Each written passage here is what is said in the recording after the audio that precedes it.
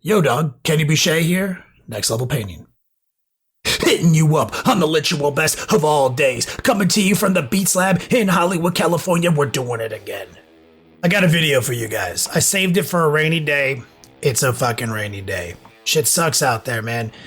But we're going to be coming to you with a little bit of a wet blend tutorial on how to do some true metallics. I saved this video back from our Muscle Demon. Shout out to Titan Forge. Speaking of which, I got a little promo for you guys. It's March. It's March Madness over on Titan Forge. If you guys didn't know, they have a Patreon page. You can support at various levels and get your STL files. Now look, check it out. If 3D printing is something you've been on the fence about, don't worry. March Madness with Titan Forge gives you the big fat pack of models to start your printing adventure. As a matter of fact, I'm going to take this time to dive into 3D printing myself. I've always felt like it was a lot. It was really confusing, but turns out there's lots of resource material on it online, and you probably have a friend right now who knows everything about it. So check it out. For just $10, you get everything you're going to see in these pictures I'm about to show you right meow. We got a set of Cyberpunk models, and I'm definitely gonna be doing a tutorial on some of these minis. That mech, though, I need it in my life. There are two sets of fantasy miniatures. We got the Asian themed Dragon Empire and the Wild Amazons. These are part of a D&D adventure by Team Super Hydra. On top of that, you'll get 4 D&D characters. It's a welcome pack. You're gonna get a set of bases and sci-fi modular terrain. But if you don't have a 3D printer, it's all good. Titan Forge has got your back with promo codes, so you can catch those sick discounts with any Cubic Photon printers, one of the best budget 3D printers on the market. So let's dive into it, guys. I'm gonna show you some ancient Chinese techniques. Let's do this thing, guys. We're gonna be working on that Muscle Demon from Titan Forge, Professor Swolstein. We finished this advanced paint job out on Twitch live, but we did cover the airbrushing for you guys here on YouTube and Patreon. We already did half the cleaver. That was a live webinar. I'm going to show you some of those techniques right now. Things to remember, we are going to be using a product to help us here. We're going to be using Pro-Chrome Metallic Medium, probably some of their transparent paints. Those products do make this process much easier by basically making any color metallic, but you don't need them. When you're using true metallics, just view every color as essentially a metallic color. So wet blending is kind of more what we're leaning on here. And what we're doing is we're keeping it loose, we're keeping it wet, and we're moving fast. We're just going to lay it on, grab some of the metallic medium, grab some silver, introduce it into the black, and we're just going to kind of sketch out a big, thin, wet layer of essentially metallic gray over this paint job we already laid down on. We already did a solid coat of like a dark metal, random dark metal.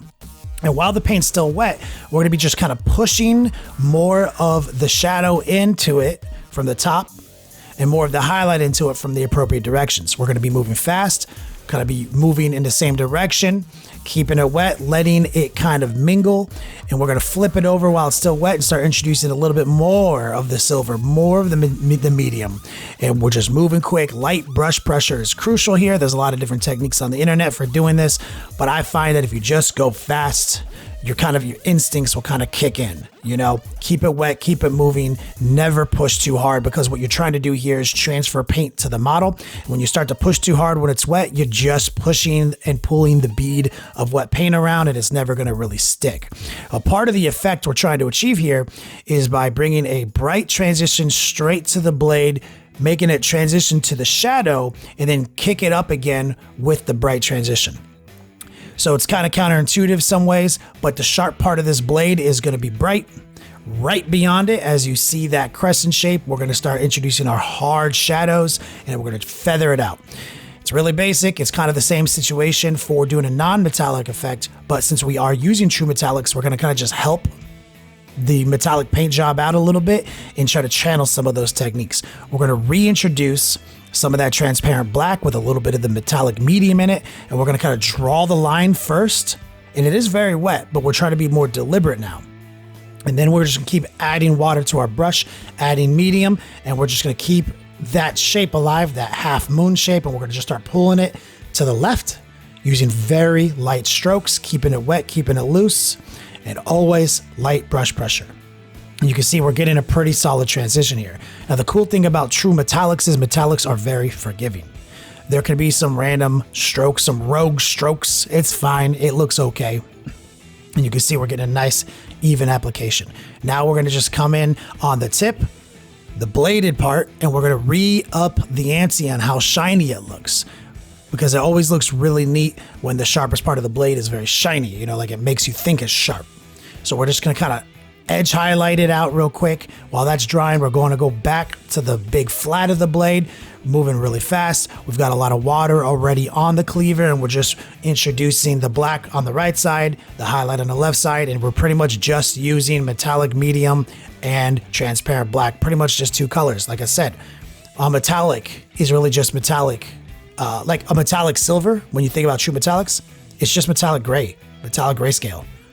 Same thing for golds, metallic yellow scale. So now we're gonna box out, this is very important, we're gonna box out the whole image with a clean, bright edge highlight. It's gonna really lock it in, and we're gonna start tracing some of the textures inside the cleaver that are kind of divots, 3-dimensional. We're gonna under highlight them, right? And this is what's going to help augment the 3-dimensionality of it. Rapid fire, going to grab a little of our transparent black, and we're going to help kind of curve the aggressiveness of some of those lines by using it not only to shadow above these scratches, but to use it to sort of erase and edit any wild lines, kind of readjust our line shape.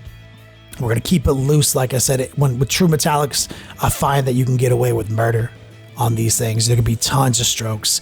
It always just feels the look of the true metallic. I love it. So we're just taking our time using a smaller brush, introducing some of those glaze techniques right into those shadows, making it look absolutely stunning and 3-dimensional. Bow. Look at that. But there's more we can do. Don't sleep on it. Let's go one more time. A little bit of transparent black. We're using our sharp detail brush, and we're going to reinforce that shadow, because that's really where the effect comes from. Right where the blade starts to taper off into its sharpness, right before that, we want that shadow to be real strong, and we want to kind of create another edge highlight, but with black. And I am using transparent black, so it is going to let the metallic flex show through, especially if you go on kind of thin. The transparent lines do really help here.